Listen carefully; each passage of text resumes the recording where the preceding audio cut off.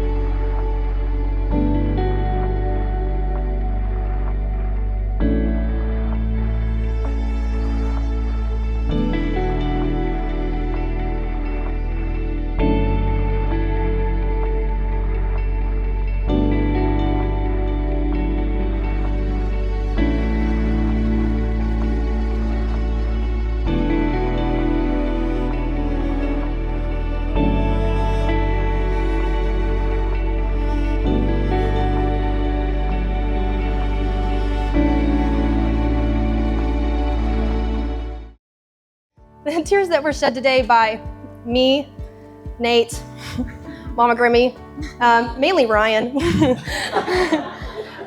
and many other people during the ceremony. We cry because we think of these two with joy. So these two are my best friends. I love them like I've known them my whole life, and in a beautiful way, it feels like I really have known them my entire life.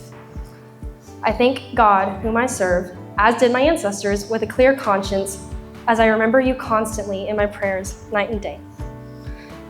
So, to Mr. and Mrs. Vachon, two souls who met under the will of God and are choosing to serve Him together in love and in marriage, may we not only gather here today to celebrate their marriage, but we constantly think of them in our prayers day and night and support their marriage behind the scenes. I've asked Drew for a lot of advice, and whether he knew it or not, I was always watching him very closely and how he did everything. How he treated Abbi Jo, how he completely, wholeheartedly was captured by Christ, and how he interacted with all of his people. But these last 2 years, my perspective has changed dramatically over the course of you and Drew being together, and I couldn't imagine a better sister to have. You bring out a side of Drew that none of us ever could. And everyone here is extremely thankful for who you make Drew to be and who Drew makes you to be. If you'll raise your glasses with me to Abbi Jo and Drew Vachon.